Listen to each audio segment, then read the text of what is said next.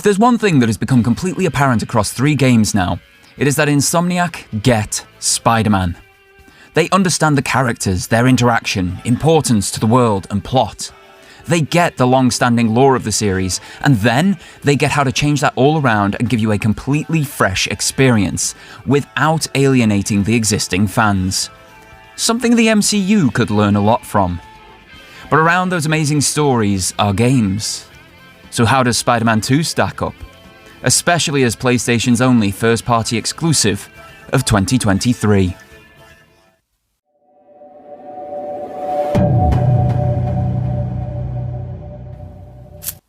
Within the first minute and a half after pressing Start Game, Marvel's Spider-Man 2 had me fully hooked.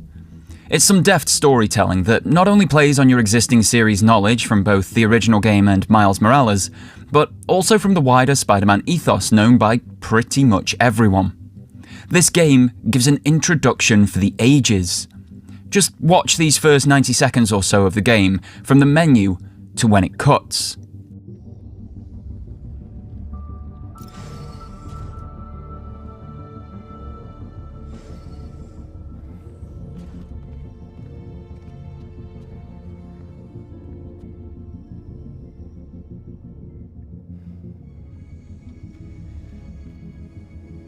We're ready. Are you good? Promise me something. Anything. If this doesn't work, take me out. It'll work. I don't have a lot of time left. I want a chance to say goodbye.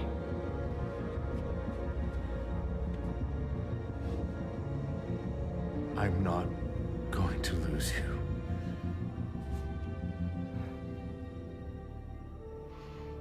I will never let you go.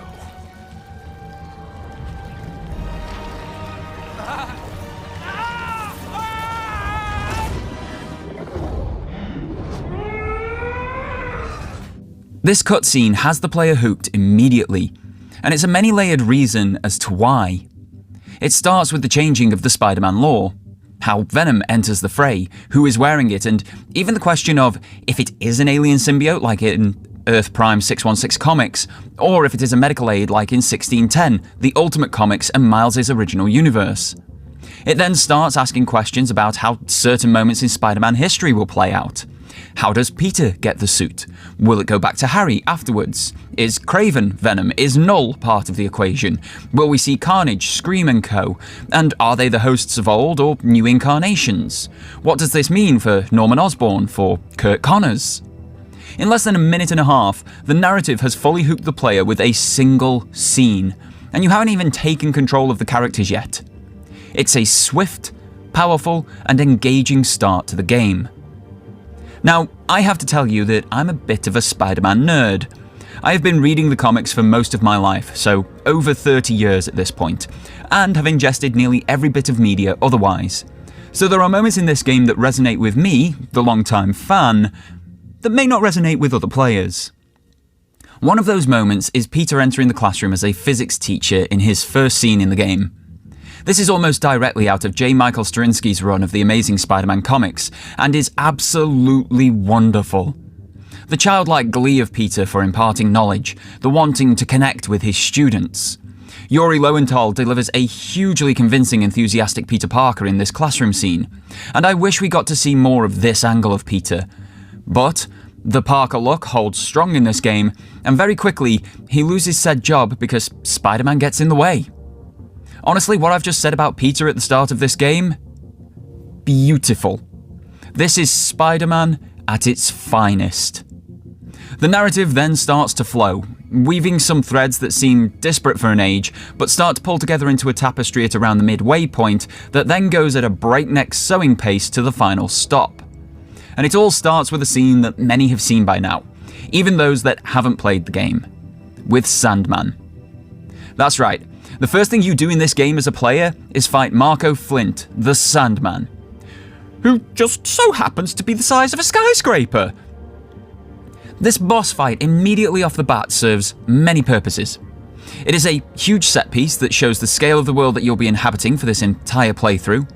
It shows off the upgraded graphics engine and upgraded mechanics. Things are tighter here, for example, than in the previous two titles. Swinging feels more player direct and less like the engine is just handling it. Combat feels very familiar but more honed than before. Everything feels faster, and it looks just about the best we've seen on this generation of consoles. When all of this is wrapped up in a stunning boss fight where rusty skills are dusted off, new ones are created, narrative tidbits are dropped throughout, and the entire set piece makes you, the player, feel like the ultimate superhero, the game is off to a flying start. I was super hyped after this beginning and was ready to dive into what has become an Insomniac staple now, of a hugely powerful narrative from every angle, at the centre of which is a strong emotional connection. And the story did deliver this. I honestly think this game's narrative is on par with what came before in both Marvel's Spider-Man and Miles Morales, but due to a larger cast, the delivery is far more nuanced. You see it all from different angles, you understand and feel both sides of the situation. For many, this means that the narrative will hit harder than the previous two games, whereas for others, this almost distilling of the emotional core will lessen the impact. It is still, however, a brilliant narrative experience. The game picks up not longer after Miles Morales' ending. Both Peter and Miles are still coming to terms with the losses that they experienced in the previous games. Betrayal of his mentor, Otto Octavius, and Aunt May's death for Peter, Jefferson Davis, aka Dad, and Finn's death for Miles, the latter at his own power's hand. These aren't easy things for our characters to grasp and deal with, and the squashing down of guilt that Peter Parker is so well known for is the catalyst for much of this narrative. Its links to the wider world and how it impacts the symbiote especially are extremely well done, and in the lead up to those moments, the grief and quelling of emotions is portrayed superbly by a fantastically written and acted script. It speaks to emotions many people have experienced, and witnessing the character arc play out is thoroughly satisfying and even inspiring. We all know the black suit will come off Peter and create Venom at some point. In all bar Sony's movies, that is how the story goes. And seeing him deal with the fallout of the suit and how he acted within it is actually quite inspiring. The honesty, openness, and even vulnerability of Peter in many of these post-symbiote conversations and interactions is fantastic. It's what true strength is, and Yuri Lowenthal once again delivers a stunning and fully convincing performance. Miles once again is the heart at the core of the experience. Struggling to come to terms with his father's passing and Martin Lee's hand, he holds a lot of anger and resentment, and any of us who have lost loved ones, even to natural causes or disease, understand that feeling fully. Once again, his journey with those emotions and feelings is fascinating and inspiring, and Naji Jetta delivers yet another stunning performance as Miles. Possibly his best yet. His story is another example of strength, reforming himself and the criminals around him. From his uncle, the now ex-Prowler, through to the source of his resentment and hatred, Martin Lee. You feel a similar sense of relief to the character in letting those hateful emotions of his foes go, and it gives you a wonderful moment of peace. Or at least it did for me. Harry is another impactful character, as you may have gathered from that opening scene, in far more ways than I expected before launch.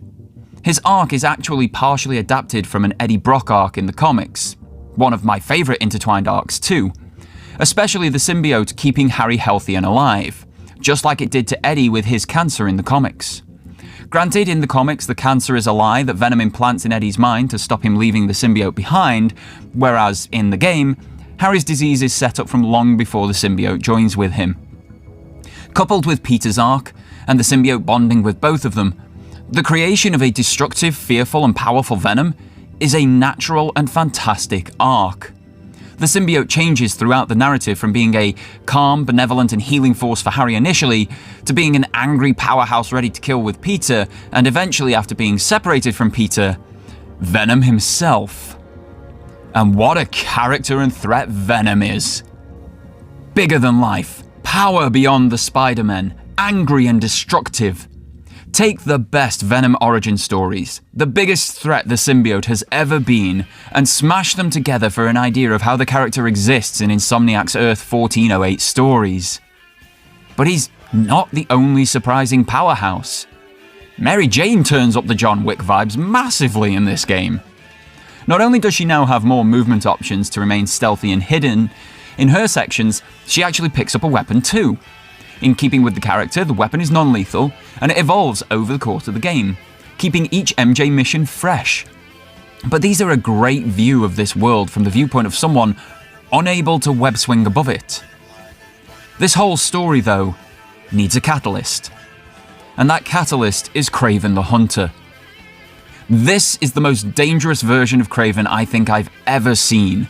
More so than even the last hunt where he buries Spider-Man alive and takes over from him to prove who is better. He is a hunter in every sense of the word, even the immoral ones. Capturing targets he thinks will be a good challenge to him, aiming for the kill on every occasion, even if they are caged. He even goes toe-to-toe with a black suit Spider-Man, and on the highest difficulty level of the game, won 7 times. He's meticulous, planning, careful, and ferocious. Imagine that age-old adage of "with prep time" that is attributed to Batman in every Versus conversation. Apply it to Kraven, but remove Batman's rules, and that should give you an idea of how great an antagonist Kraven truly is in this game. His presence is throughout the narrative, even in the Sandman fight. Lines of dialogue like, "They're coming for me," or "You're the ones who are going to need help when they get here," have such an ominous foreboding that you feel the danger of Kraven even before you see him. And these are just some of the central characters. People like Ganke and Haley in Miles' world bring a lot of humanity to the superhero game, showing what the average Joe faces in these terrible events and how they deal with that. Rio, Miles' mother, is the epitome of a strong female lead. As a side character, she verbally beats a nearly lost black suit Spidey to essentially the point of, "I'm sorry, don't hurt me, I'll do what you say." She's amazing! Side characters like Howard deliver phenomenal, enclosed, emotional stories. If you don't know who Howard is, you rescued all of his pigeons in the first game. All of these characters, their feelings, actions, and words, they create the narrative. Their emotional connections to one another create fear of the consequences. Because it is so human-driven, even with antagonists like Kraven and Venom, it is incredibly relatable to the player. For me, the nods to additional Spider-Man media throughout are also fantastic and even heighten the experience for the long-time fan. These are Easter eggs and creative choices done right. They know what they are pulling from, but don't layer the fan service on so thickly that the original narrative being told here is lost under those nice little nods. What do I mean by that? Venom's final form, for example, which I won't show you so as not to spoil it, but if you know, think King in Black. If you don't know, it takes an already impressive villain and dials him up to 13. Harry wearing Flash Thompson's Agent Venom suit before the symbiote bonds with Peter, one of the best versions of Venom from any run of any Venom story ever. This moment, when the Spider-Verse reared its head in Insomniac's universe. Or this one where the world of 1408 shows you how absent the rest of the superheroes are in New York, considering Black Cat can just easily steal a magic wand directly from the Sanctum Sanctorium. Venom creating Scream as an offspring. Cletus Cassidy being mentioned, aka Carnage. Norman Osborn blaming the Spider-Men for his losses. The G Serum. Goblin Serum, anybody? 2 after-credit scenes that blew my mind, from anticipated story beats moving into a possible 4th game, to a character reveal that I really wasn't expecting. Peter's image in flashbacks being pulled nearly directly from the pages of the Ultimate Comics. None of these detract or distract you from the core narrative. Many are little moments of, if you know, you know. Some are fully integrated into the story, such as how Peter and Venom look, and they do not feel out of place at all. In fact, those ones totally feel like they belong. Others are things that you can find in the world, culminations of side quests, nod to the wider and absent hero base, like a half-finished number 4 on a rooftop. They make the world feel alive while you're moving around it. That traversal of the world isn't drastically changed from previous titles. At least, initially. But it does feel better. I felt like I had more control over where I was going, and Insomniac offering a slider to adjust how much the game helps the player in their web swinging has brought about a new craze of Spider-Man fail videos. But as the game advances and the skill trees open up, I'll come back to that plural trees in a bit, so too does Traversal advance. The big addition that we knew about pre-launch is the web wings. These aren't Batman's Arkham glide mechanics shifted into Spider-Man. For starters, the wings are much smaller here, so the length of a glide is much shorter as you lose height far quicker than in the Arkham games. This also means turning is harder. It can be upgraded through materials later in the game, but it still never feels as precise as Batman's glide. There is a unique precision and nuance to using the web wings in Spider-Man 2 though. They aren't good enough to just replace web swinging, and they aren't fun enough either. While certain side mission subsets use the wings heavily, they don't feel forced. It's natural for the narrative built up for these side quests. But they do have a place. They are a lot of fun when used in conjunction with the excellent web-swinging Traversal. And when paired with the new Slingshot launch, you can cover a lot of ground in New York very quickly. Additional aerial boosts unlocked later in the skill trees keep you moving in Traversal free-flowing when high-rise swing points are at a minimum and can drastically extend the length of a glide. But these evolve over time. More is added to your Traversal skill set as the game advances and the trees unlock. They feel natural. Something new, like a sharp corner turn being added to the Traversal arsenal at a time that you as the player need something new. It is excellent design and execution once more, and is so good I only used fast travel 4 times in my entire playthrough, 2 of which were to just marvel at how fast it was. This is literally one end of the map to the other, and the travel doesn't start until this progress bar fills. That is completely insane and mind-blowing. But still I only used it 4 times, because Traversal is simply that good. Other than the odd interesting and different side quest, like robot bees or cycling through the park, the other main player interaction with the game is combat. Now, I didn't think that combat was bad in either Marvel's Spider-Man or in Miles Morales. I actually really enjoyed both. But Spider-Man 2 is a definite step up. Aesthetically, not a huge amount has changed. As you watch this background footage, you'll see what look like identical moves to both previous games, which narratively makes perfect sense. It is the same characters after all. And mechanically at the core of the system, that is also correct. But like God of War Ragnarok in 2022, it then builds atop that solid foundation to create a greater experience.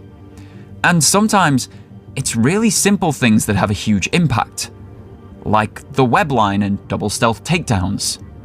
I love a good stealth game.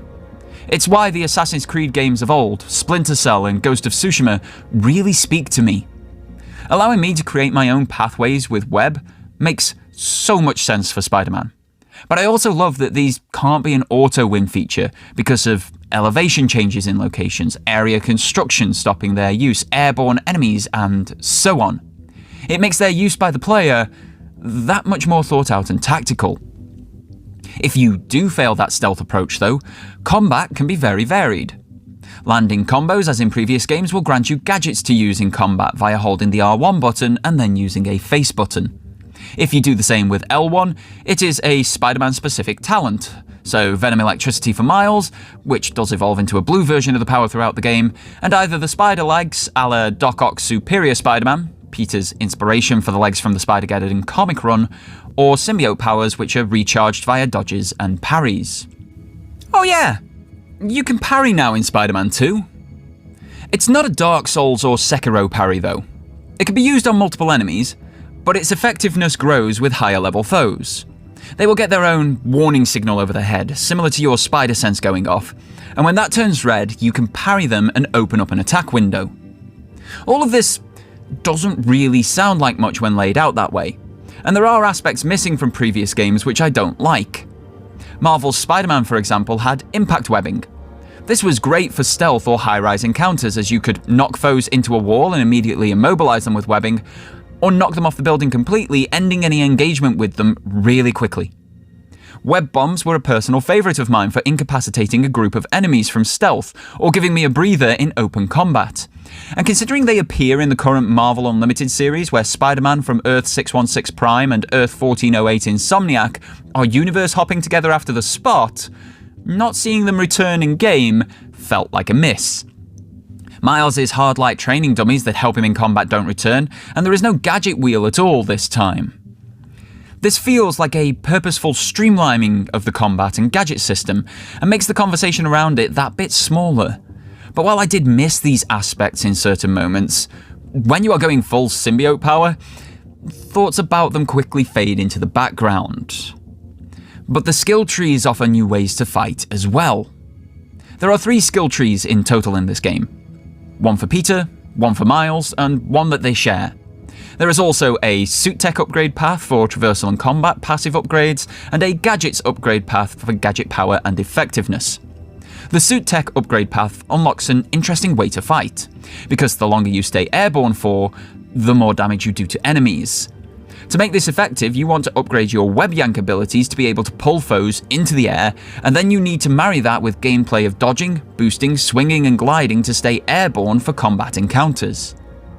As you can see, one upgrade option on one of the skill tree paths created a large knock-on effect into how you play the game.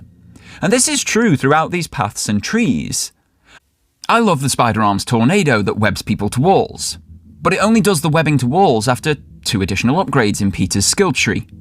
I then love the symbiote punch that does similar, just a bit more brutally.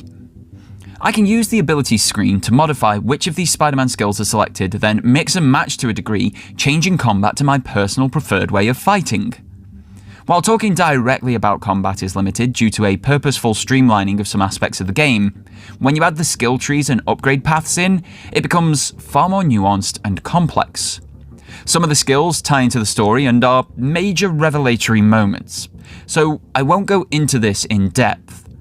But know that combat feels amazing throughout, and even when you are feeling overpowered by, say, Venom, you know you have the tools at your disposal, as long as you can execute, that will allow you to succeed.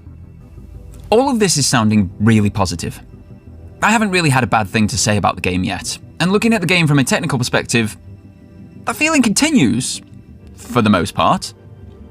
This is the first time since Returnal in 2021 that I have truly noticed the DualSense controller in my hand, and that is such a sad thing to say when this controller helps immerse you further. Spider-Man 2 does an amazing job of giving you feedback through the DualSense. From the trigger tightening when you grip with a newly shot web, to the feedback of the haptics on a successful parry. From puzzle solving that uses the resistive triggers in possibly their best implementation yet, to the speaker having your phone ring around your pocket area. There are so many little, subtle, but impactful implementations of the controller that really help you dive further into the game. I played on performance mode, because 30 frames per second nowadays makes one feel very nauseous, and I was slightly disappointed about the resolution on this mode. From the positive side, the resolution was locked and didn't adjust throughout my entire playthrough. On the negative though, that resolution was only 1080p. Maybe I've been spoiled with God of War Ragnarok, Final Fantasy XVI, Ghost of Tsushima Director's Cut and others, offering me a minimum of 1800p on that 60 FPS mode, and expect too much of these new gen only titles. But 1080p? In 2023? On a brand new game? On a console that claims it can do 8K? Just does not seem good enough, even if it is a locked 60 frames per second. Looking back at Miles Morales and Spider-Man Remastered, both of those games offered a performance ray tracing mode, which gave those 1080p visuals at 40 to 60 frames variable, and ray tracing was turned on. For Spider-Man 2, ray tracing is always on, no matter what mode you choose, which, as it is a supposed big feature of the console, is nice to see. But personally, I never noticed ray tracing in games, and an option to have higher visual fidelity with the 60 FPS frame rate would be a nice thing to have, especially as HDR is functional on all modes. Maybe it'll come in a future update, and for most people, it won't be a factor on their radar at all. But for those of us who do notice visual differences, A higher resolution, high frame rate mode would be nice. Also disappointing is missing accessibility features that were in previous games. Closed captions for off-screen sounds and music, for example, aren't available at the time of writing, but they were available at launch in both previous games. That seems like an obvious backwards step and is incredibly questionable and frustrating. Otherwise, the accessibility settings are robust with plentiful options for vision, hearing, motor, and motion sensitivity people. You can select certain full colour options for enemies, for example, or have speakers' names in different colours and sizes alongside the subtitles. For motor-sensitive people, you can slow down time in combat to allow you to reach the appropriate button, either on the DualSense itself or Sony's new accessibility controller. There is a large selection of options available, and you can slow the background footage down here if you'd like to see more of what options are offered. And those missing features I mentioned earlier? They are coming in an update to the game in December 2023. Let's just hope that those who need these features also have a good enough internet connection to download them. There's then the usual gripes about chromatic aberration, film grain, and motion blur. A serious question for developers here. Why do these settings exist, and why are they turned on and up to maximum by default? All three of these settings literally make the game look worse. Is it for the 4K fidelity mode? Are they meant to make that less travel sickness inducing? If so, they don't work. I captured this footage and then had to go lie down for an hour to recover from the travel sickness. Every time I see these settings, I'm completely baffled by their existence. I appreciate offering the choice to people, but these should not be turned on by default, let alone cranked up to the maximum. Outside of these few gripes though, and even including them as some can just be turned off, the game allows you to customize it so the experience is as tailored and comfortable for you as possible, raising the already high bar that gameplay and narrative have set even higher. One aspect that does hold this package back from perfection though, and by a lot given its impact, is its technical performance. This is a shocking statement to make for an Insomniac game, given their track record. Going all the way back to Spyro the Dragon, I cannot think of a bug that I have encountered in an Insomniac game before Spider-Man 2. That's a near 30-year blemish-free record, decimated by one release. Because Marvel's Spider-Man 2 is one of the buggiest releases that I have played in 2023. Even after 2 patches, I'm still encountering situations like this, where NPCs just don't react to a giant shelving unit being dropped upon them, or to their friend being yoinked into the sky and stuck to a wall. Or situations like this, where Miles is just walking in the air. Pete loses synchronization with his bike's pedals, or continues to try and fly through a wall rather than landing on the ledge. But these are minor bugs. They're annoying and break immersion, sure, but they don't prevent the game from advancing or seriously negatively impact your experience. Unlike getting stuck under this table. This gameplay you are seeing in the background is me trying to escape from being underneath a stationary table, which I am only under because it is a scripted event in the game. I'm using both sticks, the full D-pad, all face and shoulder buttons, and while there is minor movement, I'm not going forward easily or at all. The way I actually got out was by holding the controller one-handed and just shaking it violently, and then Pete magically popped out. I still don't know what I actually did to resolve it. This roadblock should not be the culmination of a scripted event. But it gets worse when you change suit in game, and this screen pops up. Yup, my game crashed 3 times just by changing Spider-Man's suit in a menu. And these are the only game crashes I had. How about this glitch where an NPC that I need to defeat to advance is stuck inside the wall? Or this intense close-up of Peter's face in a cutscene, which is covered by his coat that's freaking out. I literally do not know what this scene is meant to look like. Oh yeah, and the game wouldn't install on many UK systems, getting stuck at 38% no matter what the user tried, even with different versions of the game. But these bugs even affect accessibility. Watch this little scene here, not too long after that stuck-in-the-wall enemy, where the subtitles don't line up with what's happening on screen. Police are still fishing, but there's no sign of him. Any luck upriver? Nothing but debris. Who are those guys? Whoever they are, they're packing some serious tech. And now they got all that, plus Scorpion and Lee. Hey, whatever they're planning, we'll find them. We'll stop them. Yeah. 4 times I encountered unsynced subtitles. A bug I have literally never encountered before in any game from any development studio. To the point that I didn't even realise that that could be a bug. Even Redfall managed to get that bit right. Throughout this entire game, bugs impacted the entire experience. And it wasn't just me who encountered this sort of thing. My podcast co-host Rudigs had this rather bouncy NPC stop him advancing until the NPC returned to Earth for him to defeat. My partner fell through the damn map while swinging, which unfortunately I do not have footage of as she doesn't make content, so wasn't recording. I've heard reports of NPCs spawning waist deep in concrete. I've seen in my game pedestrians struggle with avoiding the most dangerous of foes. A bollard. The list does go on. 1 or 2 of these could be forgiven, and even be a bit funny. Spider Cube being one of the glitches that the entire community actually loved. But this quantity, in a single playthrough, that are this impactful to the player, this isn't good enough for the £70 asking price. I expect it's because the game had to release in 2023, or Sony would be without a first-party exclusive for the calendar year, something they mocked Xbox for in 2022.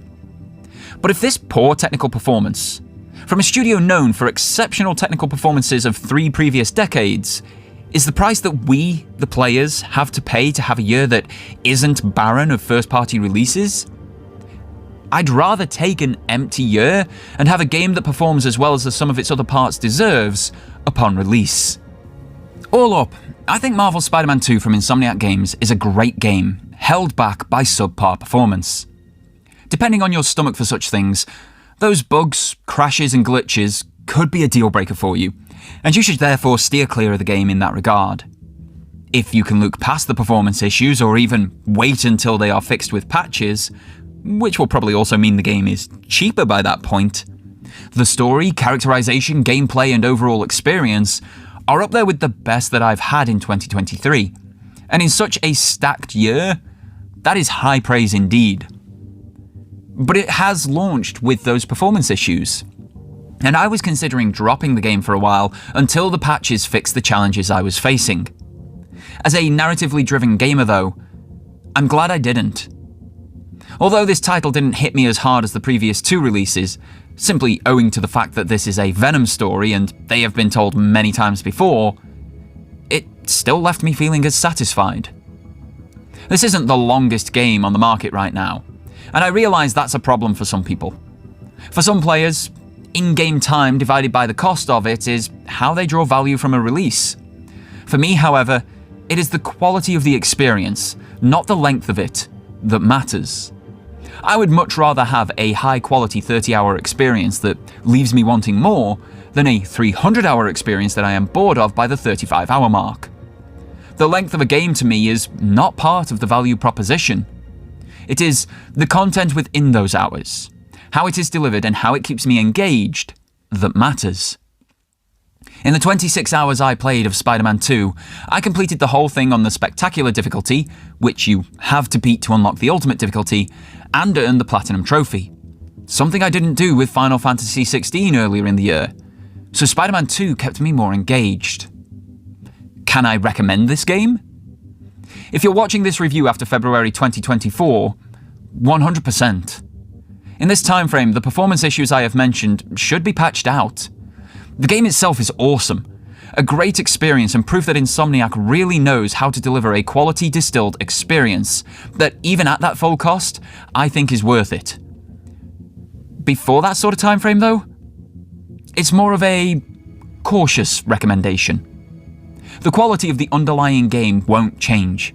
It's still going to be awesome.